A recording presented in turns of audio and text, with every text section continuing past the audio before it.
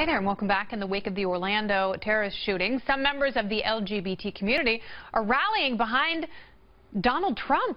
They feel that he will better protect them from acts of extremism than Hillary Clinton. Chris Barron is one conservative leading the charge, and he joins me now. He's the founder of LGBT for Trump and the former founder of GO Proud. How's it going? Excellent.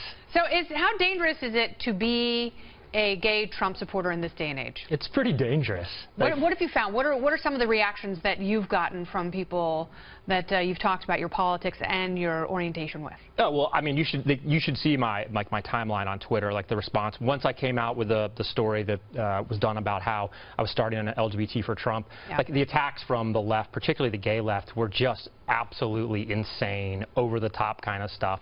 Personal attacks, I mean, you know. Death threats? Absolutely threats. Like, this is, but I'm used to it. I mean, quite frankly, in my time at Go Proud, I got used to it. You get a thick skin about these things. Sure. And some things are important enough that you stand up for it and you say, I don't care what the other side says, I'm not going to be cowed into not speaking my mind. But what about people who say that these things are mutually exclusive, that you cannot both be gay and a conservative Republican at the same time? Because there are a lot of conservative Republicans who are very socially conservative, and they're very much against same-sex marriage. Yeah, well, I would tell people that right now, I think it's mutually exclusive to be a gay person and be a supporter of Hillary Clinton. I agree with that. I mean, she's accepted a lot of money from governments who hate not only women, they despise homosexuals and regularly put them to death. Yes, and that's what's so insane about this. What's so insane about this is the most existential threat to the LGBT community is not who's going to bake our wedding cakes. It's not what bathrooms can be used. We're talking about a global ideology that teaches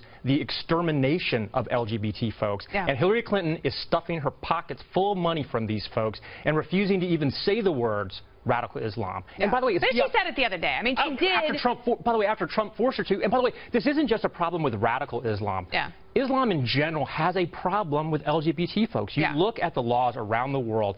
In Muslim countries, LGBT folks are brutalized, absolutely brutalized. The left should be willing to tell the truth about this. For the life of me, I can't understand why they're not willing to stand up for LGBT folks who they claim to be such defenders of and who they've taken money from hand over fist. Because they just assume that they can pocket you into a convenient group and you will vote as a bloc and not use your rational brains. I mean, I think it's much more natural for someone like you to be a libertarian, to be a part of an ideology that really is live and let live, because there are a lot of people in the Republican Party who, frankly, don't like you and your friends. Well, that's one of the great things about Donald Trump is Donald Trump has completely and totally upset the apple cart in the Republican Party. It's not... Are you good with that? You're more of a Trump guy than a party guy? I mean, yes. Look, if this was Ted Cruz, you and I would not be having this conversation. I would not be doing LGBT for Ted Cruz. It would not be called LGBT Ted. Exactly. That would be insane. But the bottom line is that Donald Trump has a long track record of being good on LGBT issues. He's put his money where his mouth is. Long before it was politically trendy for Hillary Clinton and the left to be for LGBT rights, Donald Trump has a business record that has been spectacular on these issues. And you want to know what?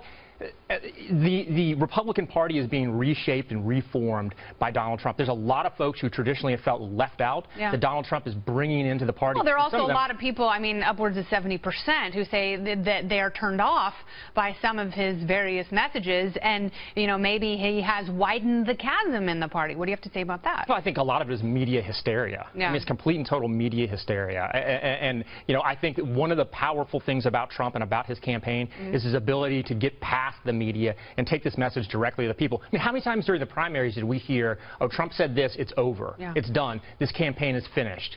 Over and over again, they wrote the obituaries for the Trump campaign. It never happened. All right, so if, God forbid, things fell apart between him and Melania, and he professed his love to you, would you marry him? I don't think so. Really? You're not I'm happily married. Are you really? Congratulations. I am. Thank you very much. Oh, very good. Well, love wins, baby. It does. We'll see if Trump does in the fall. He's going to. But with supporters like you, it certainly is an interesting coalition. Chris Barron, thank you so much. Thanks, Kennedy. I appreciate it.